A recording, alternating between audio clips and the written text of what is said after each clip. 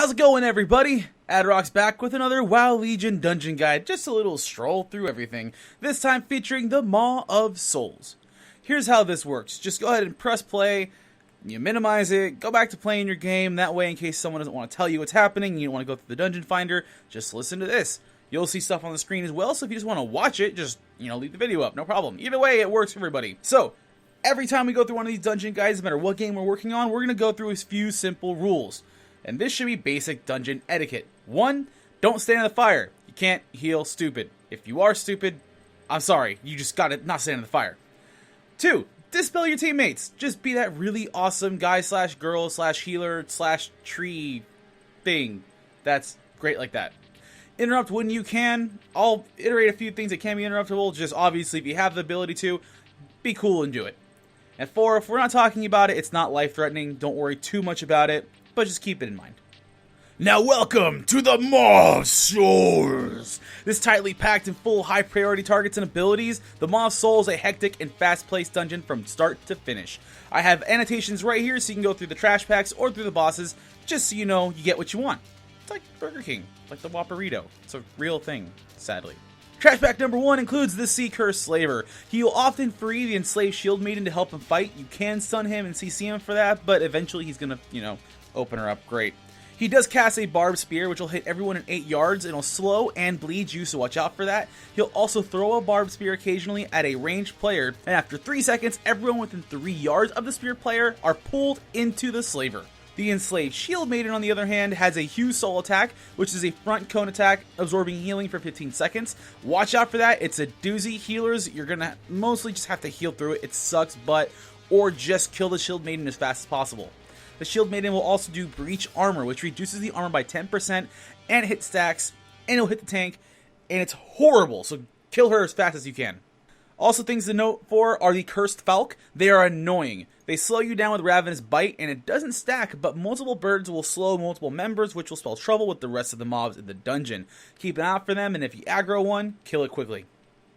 And now on to the Maw of Souls' first boss, Himmeron, the Fallen King. It's a somewhat movement-based fight, as you will need to be aware of the zones that are around and roving fire patches or darkness patches.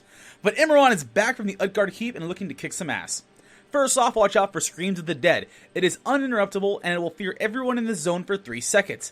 The spell is dispellable once the fear happens, so healers, focus on the tank for that. DPS should use any movement abilities once it's beginning the cast. That way, if they're slow to react, you'll still have some kind of insurance policy. And if you don't, you still get out of it, pop back into the fight. That way you don't have to worry too much about it. Imran will also cast Bane, roughly every 50 seconds. It summons Shadow Spheres that rotate around Imran that last roughly 14 seconds-ish.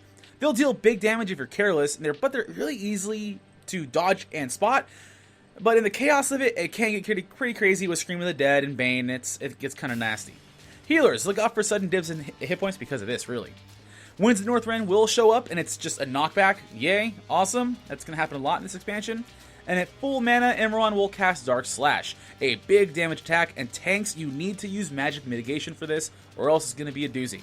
If you're doing Imran on Heroic or Mythic difficulty, after Bane, he will cast Arise, Fallen, and he'll summon skeleton minions.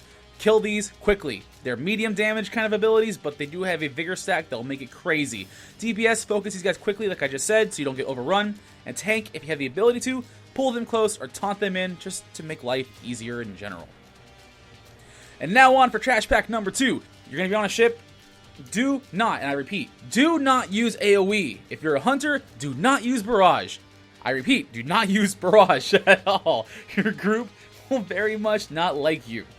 Mobs in here are tightly grouped together, so stray pets, errant jumps or dashes, and everything like that will be very dangerous, so basically be aware. A lot of the mobs here are either trying to forcibly make you move, or passively make you move into bad positions and aggro more mobs, so keep that in mind too. Watch out for the waterlogged soul guards. They will soul siphon, which will steal health from the target and heal themselves, interrupt it when you see it. And they'll also cast a 6-pound barrel. It will explode, dealing medium damage if it hits a player or a wall. The Sea Curse Swiftblades, on the other hand, use a skill called Deceptive Strike. It'll teleport to a player and split into 3 copies that you cannot kill or hit for roughly 2 seconds. Be careful of this, as it or you could aggro mobs if the player tries to move too far away from the copies. The Night Watch Mariner has a Shroud Hound pet that will teleport behind a player to attack, and the Lantern of Darkness ability deals heavy AoE damage and slows. Healers, be aware of this skill and move away from it. Either way, this can cause really big trouble with the hounds, so it's just going to be kind of hectic. You have an option to face the Grime Walker as well. Tanks, if you face him away from the group for the Bile Breath that he casts, and be wary of it yourselves. It is a stacking pool of sludge that reduces your max health. Poisonous Slam also happens, which knocks back everyone within 8 yards of the Grime Walker. It will then create pools of sludge that deal medium damage. So basically, pools are everywhere in this fight. He will pretty much just force you to try and kite him or yourself into other mobs. Skeletal Warriors show up, they hamstring. Shield Curse Mist Maidens, kill this thing first. It has a heal. It's called Torn of Souls, and it will heal over 9 seconds. I stress that enough. Kill it or interrupt it as much as you can. Shroud Bolt also happens off the Mist Maiden, and it'll chain to any enemy hit within 15 yards. So it'll go hit one, it's in 15 yards of another player, it'll bounce off and hit them, and it'll keep going until all the players are hit. Heljar Champions also will show up, and they will cast Bone Chilling Scream, probably the most devastating ability you're going to find here for mob packs. It fears and slows players within 12 yards for 3 seconds, and because you're so tightly packed, it's almost completely unavoidable. Interrupt it when you see it. The little catch here is that typically champions comes in a pack of 2 at least, and they'll cast it at the same time, so make sure the group has at least 2 interrupts up for this. If not, it can also be dispelled after the fact. Now on for the next boss of the Maw of Souls. That's Harboron. A fast target switching and watch out for line attacks, so it's gonna be a kind of crazy fight like the rest of this dungeon. Be prepared to interrupt stuff a lot. First off, Harboron will always summon Shackled Servitors. The summons at a player locations, and they will cast Void Snap. It'll hit all players, increasing the amount of damage subsequent casts take. It'll cast every 6 seconds, so kill this thing. It's number 1 on your priority list if a fragment, which I'll talk about in a moment, is not around. If you can't kill it immediately, just try to interrupt as much as you can while you work on the fragments and anything else in the fight. Tanks, if you can, grab them and or taunt them. It just makes life easier, like I always say. Fragments, on the other hand, Harboron will cast on a non-tank member. 2 to 3 copies of the member will appear and start walking away from the player. Low health mobs, but the player that is afflicted with fragment will take heavy damage as long as they are alive. They are priority target number 1. Cosmic Scythe also happens quite a bit, spams throughout the encounter. It'll target a random player, and it is a line attack, so when you see it, sidestep it. It's pretty easy. If you're playing on Heroic or Mythic, Harboron will also cast Nether Rip. Roughly 15 seconds, it'll hit 2 random players and it'll leave a patch of nether on the floor, which will last 30 seconds and deal medium damage. So between the line of sight attack, the nether rips on Heroic Mythic, and the fragments, expect to be moving quite a bit and switching targets constantly during Harboron. Now on to the last major trash pack of this dungeon. Some of the mobs are the same as the end part of Trash Pack 2, but watch out for the Hell of the Jar Mistcaller. It has a heal again. Kill it, because it's actually worse than this. It is the Whirlpool of Souls. It will heal and damage enemies over 12 seconds. So that's going to suck. Right before you fight Helya, you'll fight Skjal. He's a mini-boss that's actually really kind of fun and also themed with the dungeon, Hectic. He has Bind, and at full energy, he will bleed the target over 12 seconds. Bind, it does not stack, but it does refresh, so be very careful of that, because often, if he can, Skjal will also combo this with Double. It's a front cone AoE attack for medium damage. That can be really big problems for the tanks and the healers if it's not looked out for. Give No Quarter will have him teleport to a non-tank player and deal medium to heavy damage within 8 yards of that target. Debilitating Shell will also happen, which is a party-wide light damage. It seems not that big a deal, but actually will increase subsequent damage taken. It does stack. Luckily, it is interruptible and dispellable. On top of that, Skjal will also constantly summon adds. He'll summon Skeletal Warriors, which will hamstring. Again, it's just easy, same as a warrior thing. Kill them as fast as you can. But the problem here are the Skeletal Sorcerers. They will hit random targets with Necrotic Bolt. At 3 sacks of the bolt, it will explode, hitting all players in the area within 30 yards for medium damage. Doesn't sound like that big a deal, but multiple sorcerers coming out makes this super dangerous. Luckily, the Necrotic Bolt is interruptible and purgeable. Tanks, as soon as you see these skeleton warriors, especially the sorcerers, pull them, taunt them as soon as possible. That way DPS can focus and cleave AoE them down quickly.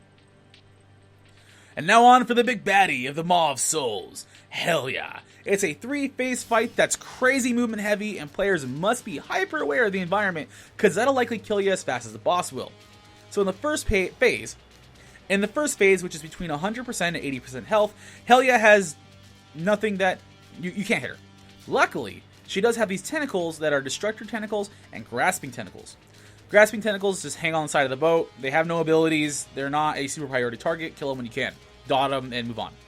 The Destructor Tentacles, on the other hand, need to be tanked because they will smash through the deck and they will do crazy stuff. If there's no melee nearby, it'll smash and give the party 20% increased damage taken. It'll also Rapid Rupture on the target, which will cause a bleed that stacks, so it can get pretty crazy quickly. Piercing Tentacles will pop through the deck at random spots and times throughout the fight. It will knock back any player within range of it when it spawns. You'll see the little pool in the air, you can get out of the way. But when they die, they leave a permanent hole in the ship that'll stun players for 2 seconds and knock them back onto the deck. Think of this like the manholes in the old Ninja Turtle games. If you ever played them, you fall through, you're out of the action for 2 seconds, and you pop back out. During this first phase, Helia will cast Torrent, which will hit 1 to 2 players for light damage. You really can't avoid this. She'll also cast Taint of the Sea. It'll dot a player, and this hits the whole party at the end of the duration. Healers, find this, dispel it as fast as you can. If not, and if no one else can dispel you, or you can't dispel yourself, the player afflicted should use a mitigation cooldown as much as possible.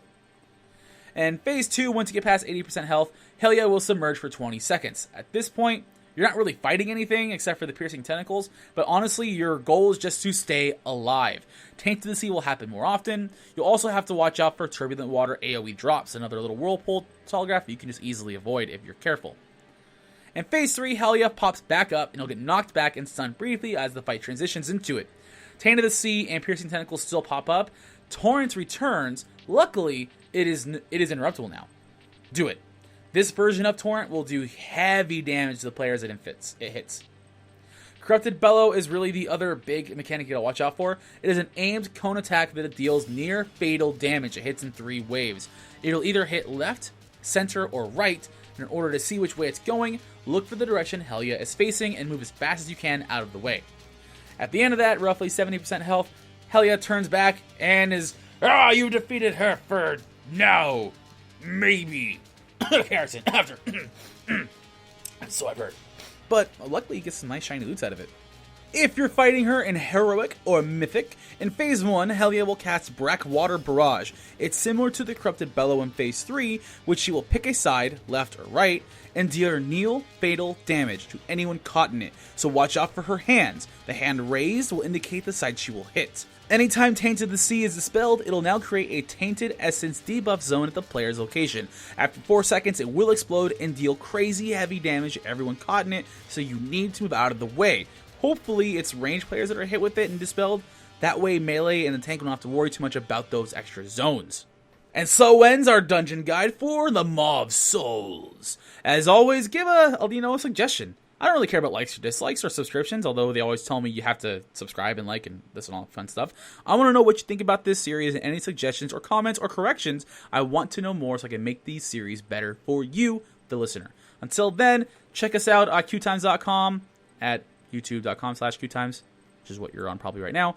And until then, I'll catch you later. Peace.